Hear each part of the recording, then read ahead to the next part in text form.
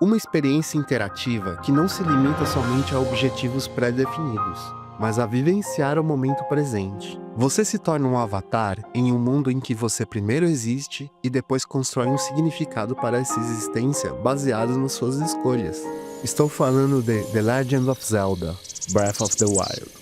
O primeiro jogo de The Legend of Zelda saiu em 1986 pela mente de Shigeru Miyamoto. Miyamoto conta que teve a ideia do jogo a partir de suas memórias de infância. Quando criança, ele morava na zona rural do Japão e passava o tempo explorando campos, lagos e cavernas nas colinas. Ele decidiu criar um jogo que transmitisse o sentimento de descoberta e aventura ao se perder em um mundo desconhecido. O objetivo de Miyamoto era capturar a sensação de exploração pura. Ele queria dar aos jogadores um jardim em miniatura, que pudessem explorar e manipular à vontade. Com o tempo, diversos outros jogos da série foram lançados, e cada vez mais a sensação de liberdade e exploração que existia no primeiro jogo foi se perdendo. Os objetivos eram ditados e foram seguindo uma linearidade de ações. A liberdade de simplesmente existir naquele mundo foi se perdendo. Durante anos, os jogos evitavam que o jogador se perdesse. Mas Breath of the Wild vai em direção oposta. Você sobe uma montanha sem saber o que encontrará. Vê uma ruína distante e decide investigá-la. Muitas vezes descobre algo completamente diferente do que procurava. O conhecimento não surge apenas de objetivos claros, mas da abertura ao inesperado. O jogo sugere que se perder não é um fracasso, é uma forma de descoberta. O começo do jogo é um dos tutoriais mais elegantes já criados em um videogame, justamente porque ele ensina sem parecer que está ensinando. O planeta inicial funciona como uma miniatura de Hyrule inteira. Aqui você aprende todas as ações necessárias para explorar o resto do mundo, mas o mais interessante é como você aprende. O jogo raramente diz exatamente o que fazer, não existe apenas uma solução correta. O conhecimento não é transmitido como regra, ele surge da experimentação. Por exemplo, para chegar numa área gelada, você pode cozinhar um prato resistente ao frio, encontrar roupas adequadas, carregar uma tocha acesa. Lógicas do mundo real podem ser transportadas para esse mundo virtual, e com isso você logo de cara aprende como deve agir nesse mundo. Você terá que experimentar para descobrir.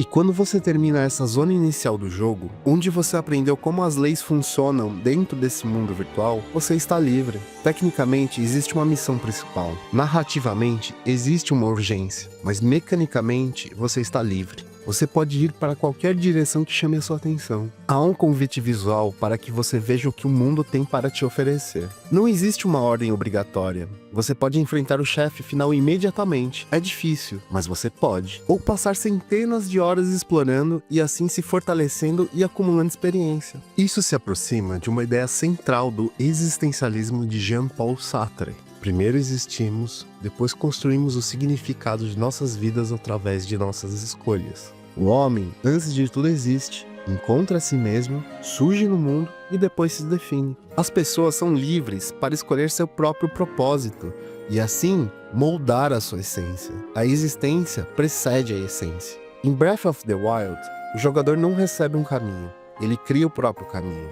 A jornada deixa de ser uma sequência de objetivos e passa a ser uma coleção de decisões pessoais. O jogador se define. Essa ideia também lembra a tradição filosófica ligada à experiência direta do mundo. O conhecimento não surge apenas de objetivos claros, mas da abertura ao inesperado. O jogo sugere que se perder não é um fracasso, é uma forma de descoberta. O jogador apenas vive o momento presente, a experiência e as descobertas que vêm da experimentação, sem pressa.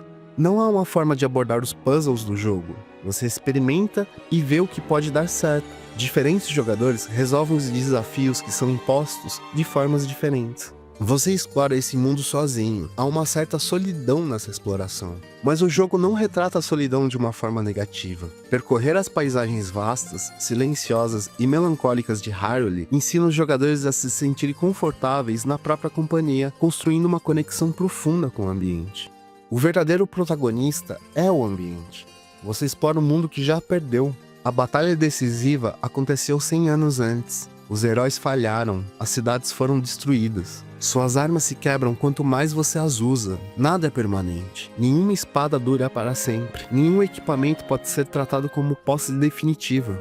Você é apenas um elemento dentro de um ecossistema maior. A ideia é que o mundo não gira em torno de você. A consciência da transitoriedade das coisas e a beleza que existe justamente porque elas são passageiras. O protagonista é o clássico protagonista silencioso. Ele não reclama, não lamenta constantemente suas perdas, não se desespera diante do tamanho da tarefa. Ele simplesmente age. Ele aceita o que não pode controlar, foca no que pode fazer agora. Ele age de acordo com sua responsabilidade e também admira o que está à sua volta. O mundo está quebrado, mas o protagonista não perde tempo desejando outro mundo. Ele começa a reconstruir este, no seu tempo, vivendo o presente. O jogo é frequentemente descrito como um jogo de exploração, mas ele poderia ser descrito também como um jogo sobre aprender a habitar o mundo. Muitos jogos têm medo do vazio. Eles preenchem tudo com missões, diálogos, marcadores e recompensas. Breath of the Wild faz o oposto. Há longos momentos em que nada acontece. Você apenas caminha, escuta o vento, observa as mudanças da luz, vê uma tempestade se aproximando,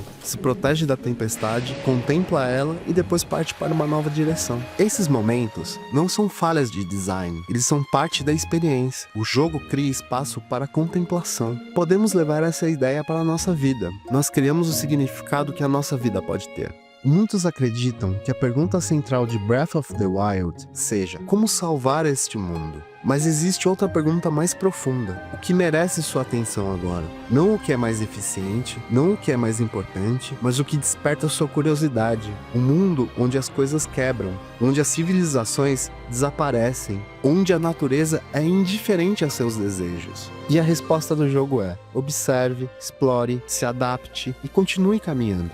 Às vezes, subir uma montanha apenas para ver o horizonte já é o suficiente.